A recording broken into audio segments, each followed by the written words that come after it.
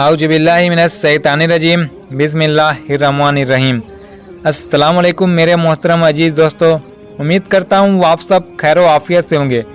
मेरे अजीज़ दोस्तों, आज का ये वाक़या हम सब मुसलमानों के लिए बहुत ही तकलीफ़ देह है, क्योंकि आज के इस वाक़ये में मैं आपको बताऊँगा कि कुफ़ारे मक्का के लोग कैसे मुसलमानों को बेदरिंदगी से और उनके साथ धोखा करके कैसे नमाज की हालत में उनको शहीद कर दिया और उनको सूली पर चढ़ाकर उनको नेज़े मारे गए।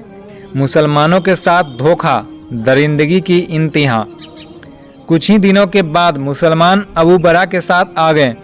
कबीला बनु आमिर ने उनकी मेहमानी शुरू कर दी। आमिर ने बनु सलीम को इत्तला पहुंचा दी और मेहमानी का सामान भी भिजवा दिया। एक दिन जगल, जकवान और असबा तीनों अबू बरा के पास पहुँचे और मुसलमानों की दावत करके उन्हें उसी रात अपने खेमों पर आने के लिए आए। मगरिब की नमाज पढ़कर अबू बरा और आमिर ने मुसलमानों को बनु सलीम के खेमों पर आने के लिए कहा। एक बड़े मैदान में बनु सलीम के खेमे लगे हुए थे। खेमे के सामने कंबलों का फर्श बिछा हुआ था। इस फर्श पर नौजवान भी बैठे गप्पे कर रहे थे।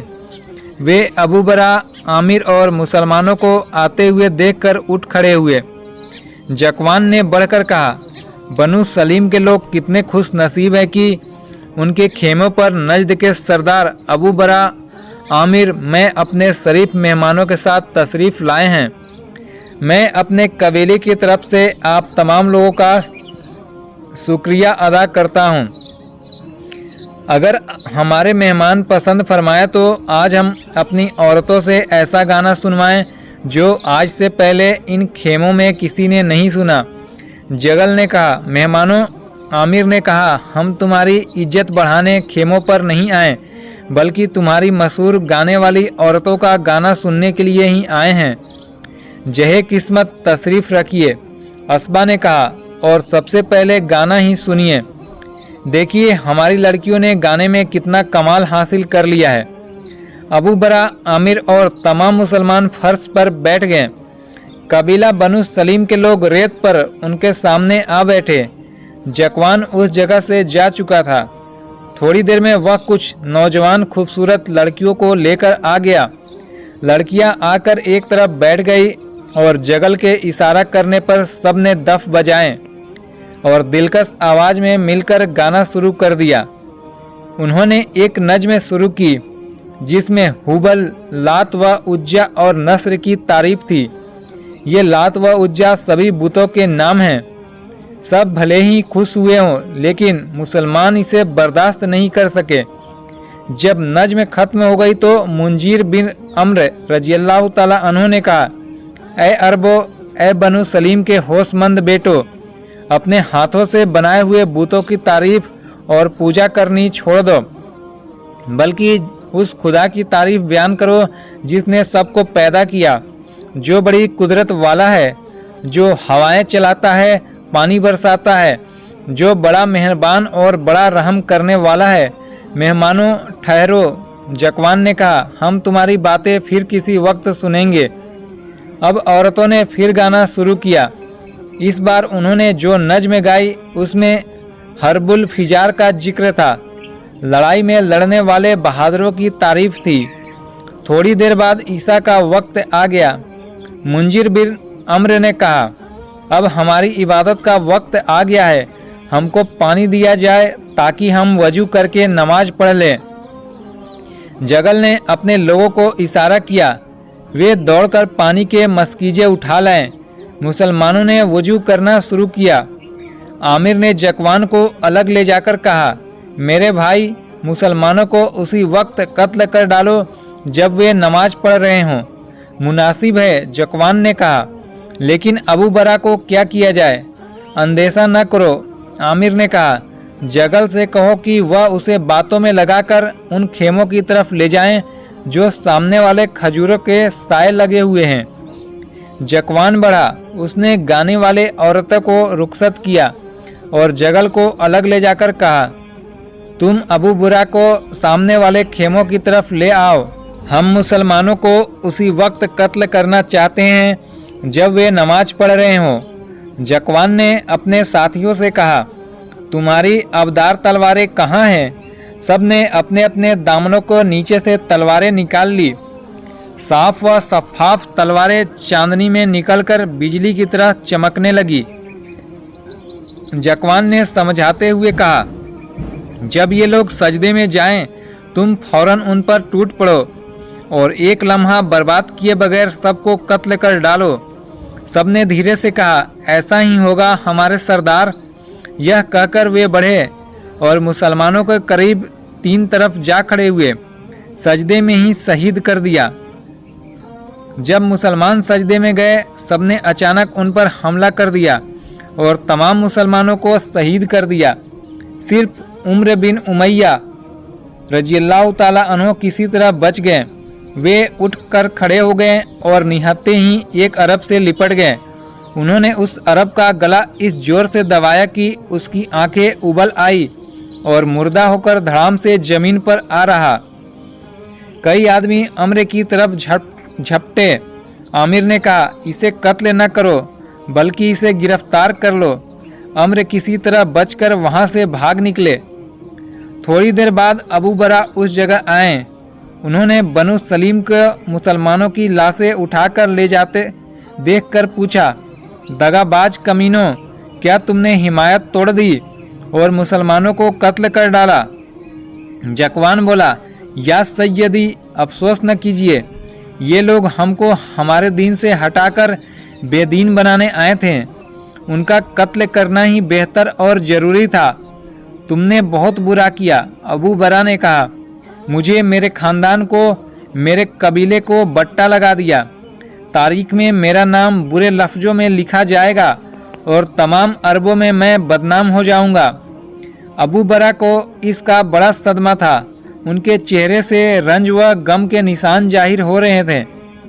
उसने कहा, जगल तुम नहीं, मेरे भतीजे आमिर ने मेरी अमान को तोड़ा, मुझे दुनिया के नज़रों में जलील किया। मैं इस सदमे को अब बर्दाश्त न कर सकूंगा और मर जाऊंगा। लेकिन एक बात कह देता हूँ, कान खोलकर सुन लो। जिस मजहब के आज तुम खिलाफ हो रहे हो, जिन लोगों को आज तुम मौत के घाट उतार रहे हो, वह मजहब सारे अरब ही नहीं बल्कि सारी दुनिया में छा जाएगा। तुम सब और तुम्हारा कबीला सभी इस्लाम की गोद में होंगे। अरब से तो बुत परस्ती का जनाजा ही निकल जाएगा। जगल ने बात काट कर कहा, इत्मीनान रखिए, ऐसा हरगिज न होने पाएगा। अबू बरा को जोश आ गया, ऐसा ही होगा। इस्लाम की खासियत यह है कि उसे जितना दबाओगे वह उतना ही उभरेगा। अबू बरा वहाँ से गम में डूबा हुआ चला गया। जकवान और असबा ने मुसलमान शहीदों की लाशें मैदान में फिकवा दी। दरिंदगी की इंतहा। सलाका के 2 बेटे उहद में हजरत आसिम रज़ियल्लाहु ताला अन्हु के हाथों मारे गए थे। उसने आसिम रज़ियल्लाहु ताला अन्हु से बदला लेने के लिए अक्ल व कारा के 7 आदमियों को मदीना मुनव्वरा रवाना किया था। यह वफ्द धोखा देकर 10 मुसलमानों को साथ लाया। उसमें से एक आसिम भी थे। रजी नामी जगह पर हुजैल के 200 नौजवानों ने हमला करके 8 मुसलमानों को शहीद कर दिया। 2 मुसलमान खुबैब और जैद गिरफ्तार हो गए।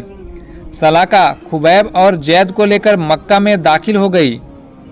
मक्का वालों को इस्लाम और मुसलमानों से सख्त नफरत थी, इसलिए उन्होंने गिरफ्तार करने वालों को मुआवजा देकर दोनों कैदियों को हारिस बिन आमिर के घर में कैद कर दिया और हारिस को हिदायत कर दी कि वह उन्हें भूखा प्यासा रखे, उस वक्त तक खाने के लिए कुछ न दे जब तक कि वे इस्लाम से फिर न जाएं।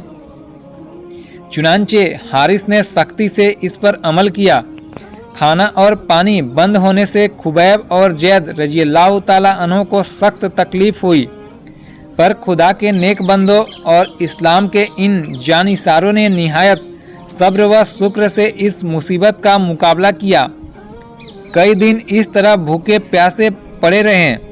एक दिन हारिस और सफवान बिन उमैया हजरत खुबैब और हजरत जैद के पास आए। देखा तो इन दोनों की हालत बयान करने के काबिल न थी। कमजोरी बढ़ी थी और सूख कर हड्डियों का ढांचा बन गए थे। आंखें अंदर को धंस गई थी। चेहरे पीले और सुस्त हो गए थे। भूख और प्यास ने उन्हें मौत के करीब कर दिया था। हारिस ने इन दोनों को मुखातिब करते हुए कहा, मुसलमानों, हम दोनों कुरैश के भेजे हुए तुम्हारे पास आए हैं। अगर तुम दोनों इस्लाम छोड़ दो और अपने बाप दादा के मजहब में दाखिल हो जाओ तो जिस चीज़ की तुम ख्वाहिश करो तुम्हें मिल जाए। लेकिन अगर हम इस्लाम न छोड़े तो? हजरत खुबैब ने पूछा। तो एक एक दाना और एक एक बूंद पानी के लिए तरस कर मरो। हारिस ने जवाब दिया, हमें इसी तरह मरना मंजूर है। जैद ने खुश होकर कहा, हिमाकत न करो। हारिस ने फिर समझाया, माल व दौलत व दुनिया ठुकराओ नहीं। अगर तुमने यह समझ रखा है कि हम लालच में मुसलमान हुए हैं तो यह तुम्हारी भूल है। हजरत खुबैब बोले, हम तो खूब सोच समझकर अपनी आखिरत बनाने के लिए मुसलमान हुए हैं और आखिरी सांस तक इस्लाम पर कायम रहेंगे। खुबैब, खूब सोच लो। सफ़वान ने कहा, आखिर ऐसे मजहब, रसूल और खुदा को अपनाने से क्या फ़ायदा जो तुम्हारी मदद न करे। खुदा मुसलमानों की आजमाइश करता है। खुबैब ने फरमाया, हमें चाहिए कि हम इस आजमाइश में खरे उतरे।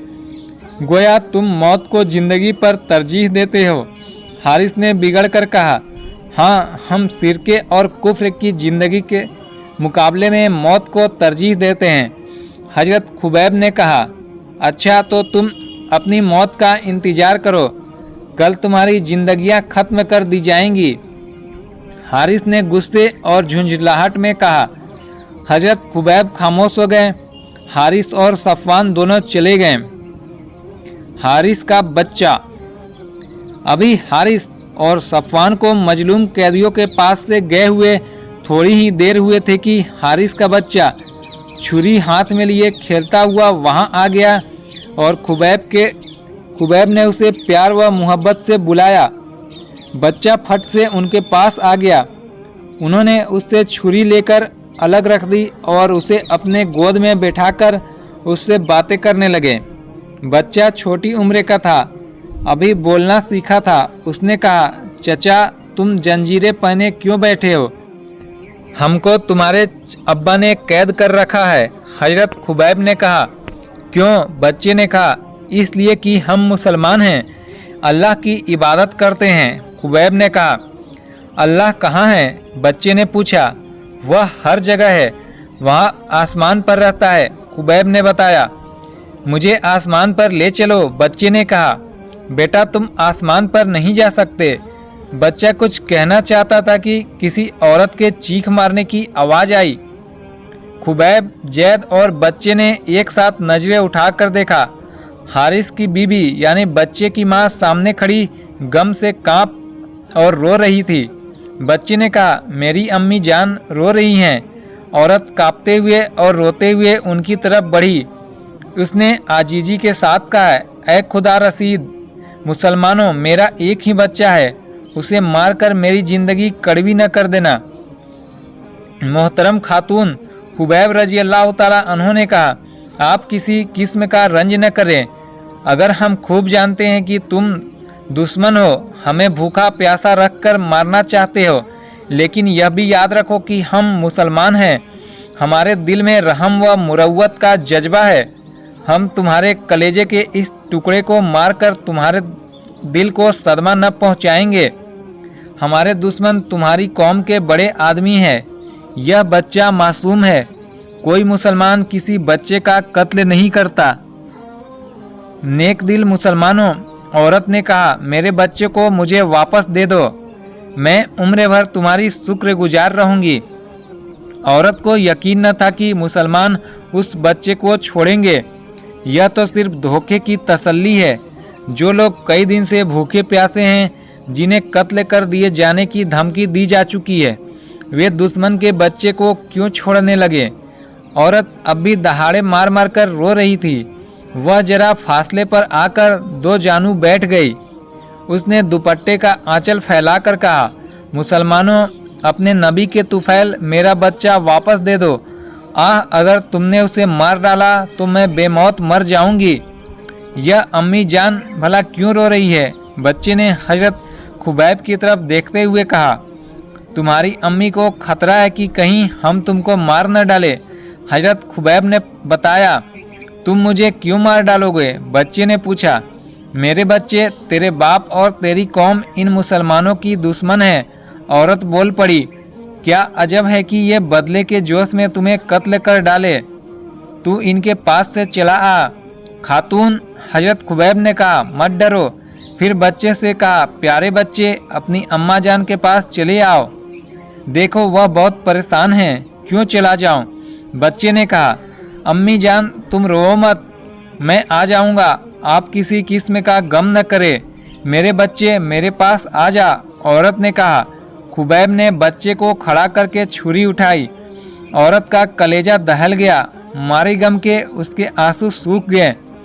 वह समझ गई कि अब छुरी उसके मासूम बच्चे के हलक पर चलने वाली है। उस पर तो मौत की सरगसी आने लगी। खुबैब ने छुरी बच्चे के हाथ में देकर कहा, प्यारे बच्चे जाओ, अपनी अम्मी जान के पास चले जाओ। बच्चा चला। उसकी माँ ने लपक कर बच्चे को सीने से लगा लिया।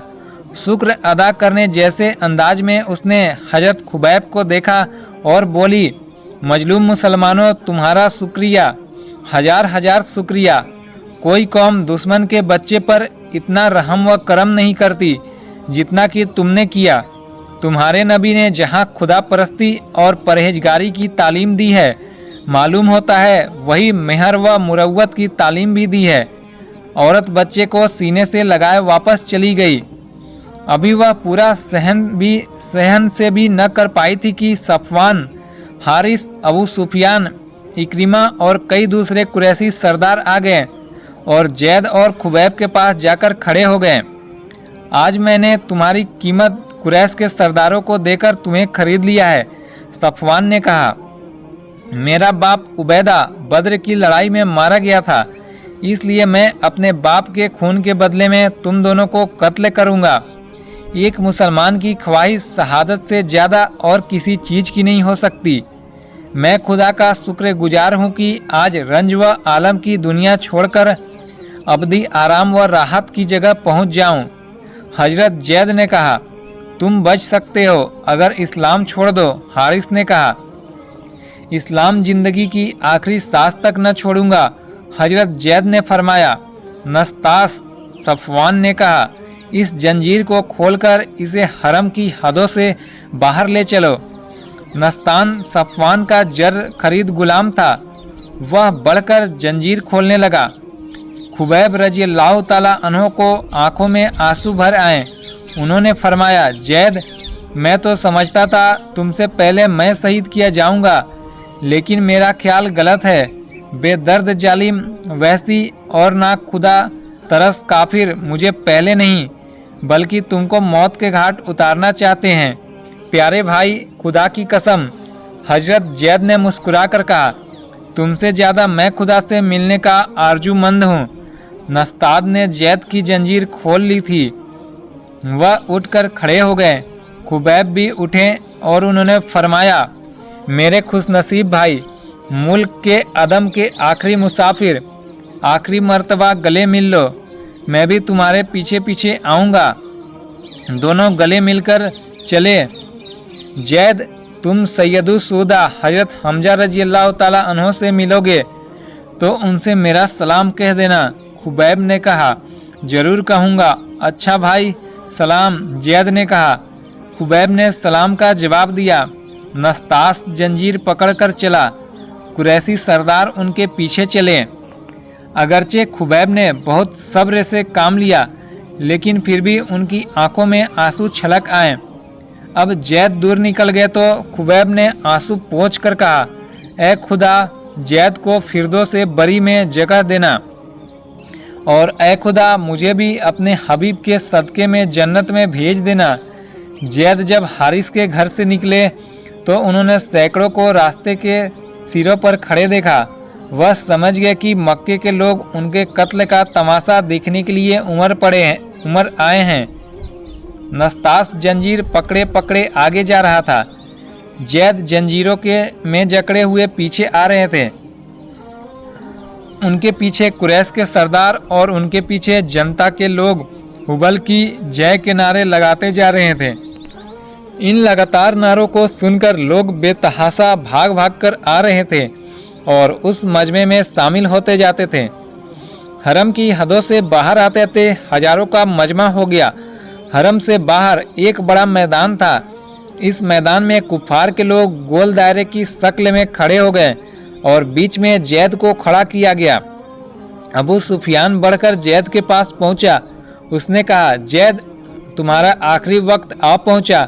थोड़ी देर में नस्तास की तलवार तुम्हारी काम तमाम कर देगी। क्या यह बात अच्छी न थी कि इस वक्त तुम अपने मकान पर अपने घर वालों में आराम से बैठे होते और तुम्हारे बजाय मोहम्मद को तलवार के घाट उतारते। नौजुबिल्लाह, हम पर और हमारे इस आराम पर लानत है कि हम अपने घर में आराम से बैठे और हुजूर सल्लल्लाहु अलैहि वसल्लम को कांटा भी चुभे। हजरत जैद ने जवाब दिया, खुदा की कसम, कोई मुसलमान इस बात को हरगिज बर्दाश्त नहीं कर सकता। हुजूर सल्लल्लाहु अलैहि वसल्लम के पसीना आने से पहले बेहतर है कि हमारा खून बह जाए। हुबल की कसम, अबू सुफियान ने कहा, मैंने आज तक किसी ऐसे दोस्त को नहीं देखा जैसे मोहम्मद सल्लल्लाहु अलैहि वसल्लम के दोस्त हैं। इतने फिदाकार और जानिसार की ऐसे दोस्त पूरी दुनिया में न मिलेंगे।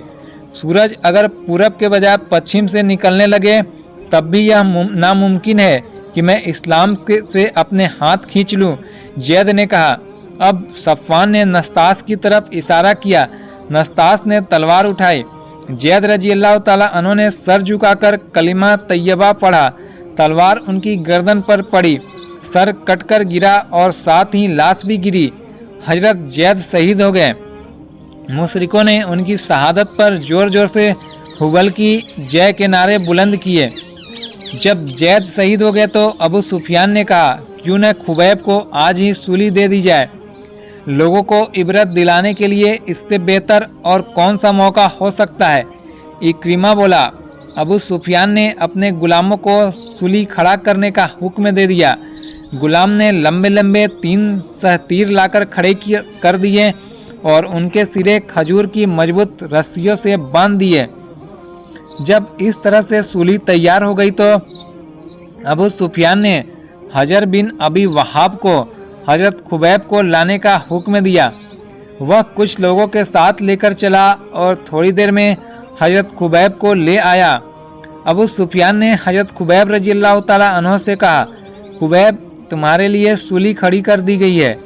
तुम्हारे साथी की लाश जमीन पर पड़ी है। अब तुम्हारा नंबर है। अगर तुम अभी इस्लाम छोड़ दो और हुबल की पनाह में आ जाओ तो तुम्हारे लिए वह चीज़ मुहैया कर दी जाएगी जिसे तुम चाहोगे। तुम या तुम्हारे खुदा मुझे अबदी ज़िंदगी दे सकते हो। हजरत खुबैब ने कहा, यह नामुमकिन है। अबू सुफियान ने कहा, मौत और ज़िंदगी किसी दूसरी ताकत के कब्जे में है, फिर तुम उसको क्यों नहीं पूछते।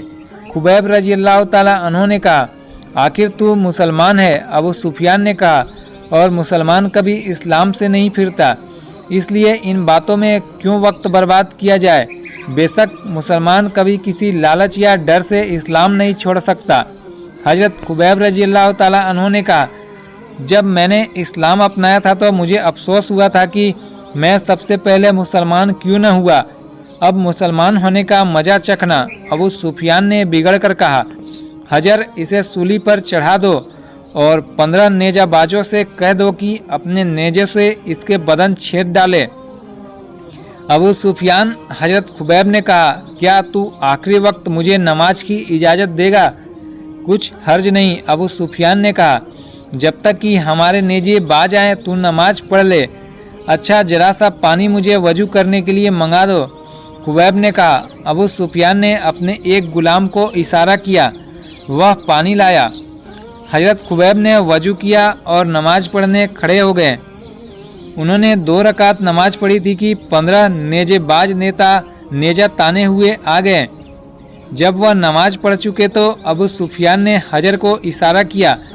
उसने खुबैब के हाथ खजूर की मजबूत रस्सी में बांधकर उन्हें सूली पर लटकाया।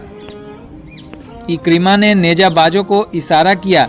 वे नेजा तान तान कर बढ़े और उन्होंने हजरत खुबैब रजी अल्लाह ताला अन्हो का निशाना लगाकर छेदना शुरू किया।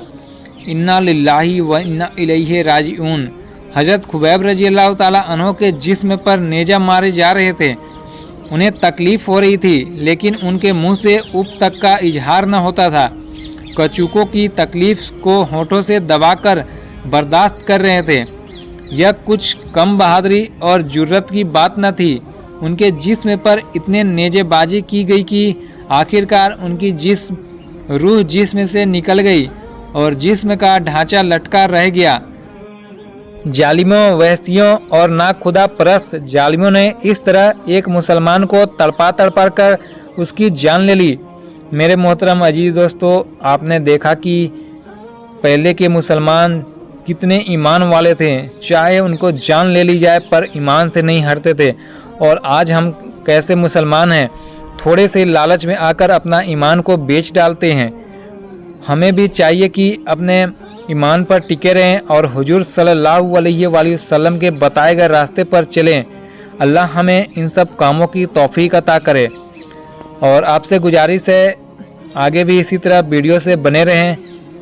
मिलते हैं फिर कल। खुदा हाफिज।